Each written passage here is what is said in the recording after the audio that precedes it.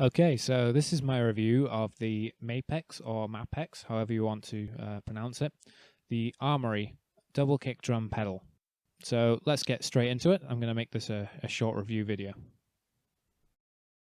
Alright, so when your Armory kick drum pedal arrives, it comes in this, which is a cardboard box, and it has a plastic strap handle with pictures on the front and back. And if we just move that out of the way, what comes inside that is this. And this is your soft bag with a zip front pocket, which is empty. It's got two hand straps and a shoulder strap. And if we just, and it's got the Mapex icon as well. And if we just open it up, we can see that we have the two kick drum pedals inside, separated by some padding. And it also has all your accessories as well. Okay, so here we are. I've moved the bag into a different position and now we can see inside, and I'm going to show you the different components here. So here is the main pedal. This is the right foot pedal. This is a right-footed kit here that I've got, and you can see it's got the two holes for the beaters to go in. They just slide in, and as well as that, they are controlled by these adjustable springs. And here we got the two spikes, which can be altered with these spring-loaded twisters, and this is just a clamp for attaching it to the bass drum rim. Cool. And underneath the pedal here we got the drum key, complementary Mapex or Mapex drum key, which has its own little clip and it just hides under there. And here's the left pedal, so this is for your left foot. It's not got much to it. No slide, no hole for the beater. It's got a cam shaft here with its own chain, and it's got two spring adjustable spikes as well, so that doesn't walk away from you whilst you're playing. Now if we look at the lid here, we've got all the accessories. So the first thing you notice are these beaters. Just pulling one out. This is one of the beaters with a 10-gram weight in it. It's got a felt beater side to it for quieter playing and a plastic side for more sort of metal drive playing, if you were. Put that down, and I'll just get out the rod which connects the two pedals together. It's got a nice Mapex or Mapex logo in the middle. The length of this can be adjusted with these two lugs, which I'm just unscrewing. You just unscrew them, and then you can pull out the side, and it gets longer or shorter, whichever you prefer. And just tighten that up into whichever position you want. And we also have in this little pocket here, we've got a plastic bag with a button clip. And inside there we have an Allen key. I'll show you what that does in a minute. And we've got two 20-gram weights. Now these are used to put in the beaters as well, and I'll just show you how to change those. So what you do is you put the Allen key into the top, and you screw it anti-clockwise until it's completely loose, and then you pull it out the side. And I'm telling you this because I got mine and I spent a very long time trying to work out how to do it, because there were no instructions on how to do it at all. And I was a bit flabbergasted when I found out how to do it. But here you go. The 10-gram weight, it's got less to it, as you'd expect, than the 20-gram. So I'm just going to put that in and do it up for you. Very handy. I haven't actually used the 20-gram weights yet. I'm sure that they'll be used when I get a little better at it, at playing. So I'm just tightening this up clockwise, and there we go. All done. Okay, I'm now going to show you how to set up these pedals. It's a quite simple task, but the first thing to do is get your beater and to slide that into the right-hand hole, and you can tighten that in place by tightening the lug underneath the beater itself. If you get the left-hand beater, slide that into the left-hand hole and do exactly the same thing. Fasten the lug, and they sit nicely in place. Now you can adjust how high you want the beater to hit the bass drum by adjusting the height at which this little black lug here that I'm fastening sits. That's like a safety lug in case the bottom lug bumps out and it just kind of falls through.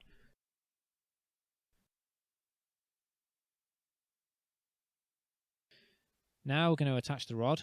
That's pretty simple. I'm just going to turn it around so you don't have to look at all the scratches I've made over the years. And you just slip that onto the lug that's poking out from the right hand pedal and do exactly the same. You just have to push the cam up on the left pedal so that the pedal itself is raised into the proper playing position. Fasten those two on, and then you can adjust however wide you want the pedals to be, depending on your foot stance, and just tighten the two lugs to fasten it into place. And then you're ready to go. There we are. I'm just going to leave those there. Okay, I'm just going to show you how to adjust these springs. They control the amount of tension in the beater and the foot pedal, so that changes how much they spring back and how much resistance they have to you playing. If you want to tighten it, the first thing you have to do is unscrew this threaded silver washer here, and then you just go underneath and there's a little black dial there, and you just tighten that up until you get your desired tension in there. Now when you've got that, all you have to do, if you haven't already, is tighten up the threaded washer so it stays in place. That's what I'm doing here. And if you want to loosen it off, you don't have to undo the threaded washer. You can just begin by loosening it off, and you'll see that threaded silver washer will just rise, and then all you have to do is tighten it in place until you're happy with your desired tension there. Okay, so I'm just going to talk about some of the negative points of this pedal, which there are a few. First off, when you're playing, especially if you're playing for more than an hour, with regard to the tension spring, the safety washers, the ones which you tighten up when adjusting it, they seem to rise after, especially after about an hour's worth of play, they tend to loosen off. I don't know whether that actually affects the tension of those springs or not, because it's just there for sort of a safety net, but it could do, and that's a bit of a problem. With regard to setting up the two beaters initially, you can adjust the starting position of those with the two lugs to the left and right of the frame, as I just did here. The right one's fine. Wherever you tighten it up to, it stays there. But with the left one, wherever you put it, it seems to kind of slip forwards a little bit towards the head of the bass drum. The further back you do it, the less it seems to have this problem, but there's a spot here, just between these 2 points, where wherever you tighten it, it moves drastically forward.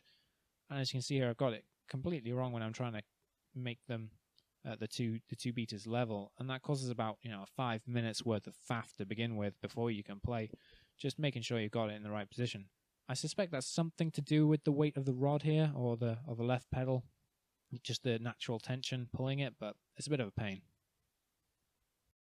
With regard to the spikes, which you can use to hold the pedals in place and stop them from walking away from you, the right one seems to be completely fine, but that's you expect that when it's attached to the bass drum. The left one, it could be my imagination and just me wanting to shuffle around a bit, but after 2 years I've noticed it does tend to slide a little bit. It tends to walk forwards away from you. Now that could just be due to me playing on normal carpet, and if you have your own drum mat or something to play on, this could be a problem which you can fix easily. But for me, it does tend to walk forwards, especially after some very, very aggressive playing. When looking at the lugs, which the main arm which connects the two pedals attached to, I found if you play every day and you leave the rod there, then certainly after a couple of weeks, I tend to find that maybe the lug which you fasten to tighten the main rod to one of the pedals loosens off a little bit, then swivels round and tightens itself up again. And what you end up with is what you can see here in the picture, which is a nasty sort of gnarly mark where the screw's just kind of eaten away at where it's supposed to fasten onto, which is a bit of a eyesore, and maybe that may have some implications for how well it can tighten in the future, but it's not a massive problem per se. It still works. And last but not least of the problems, it doesn't have adjustable cams. When I bought my Pearl Eliminator 2000 pedal, that had 3 or 4 different cams that you could put on, so you have different feel for the pedal, but this just has set ones which you can't change. I get why maybe you shouldn't be able to change those. It could alter the mechanism and it could break easily, but it would have been nice to have that option maybe. But there are some positives to this pedal, certainly. When I bought it, it was £180. These days, on the internet, you'd have to get it for £199. But when you consider the fact that it's a Mapex or a Mapex, which is one of the highly respectable brands, up there with the likes of Pearl and DW, then it's actually a reasonable price, seeing as if you wanted to get a very good Pearl pedal, you'd have to start out about around £250 maybe.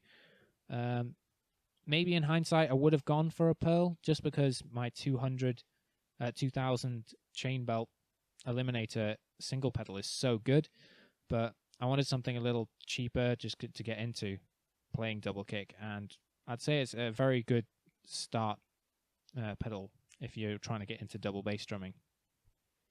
Second good point is the weight. When I go for bass drum pedals, usually the heavier it is, the higher the quality. And with this double kick drum pedal, it really is astoundingly heavy. It must be made of some kind of cast iron or steel or something. So you're guaranteed that it's not going to move that much if it decides to go walking whilst you're playing, just because of the weight.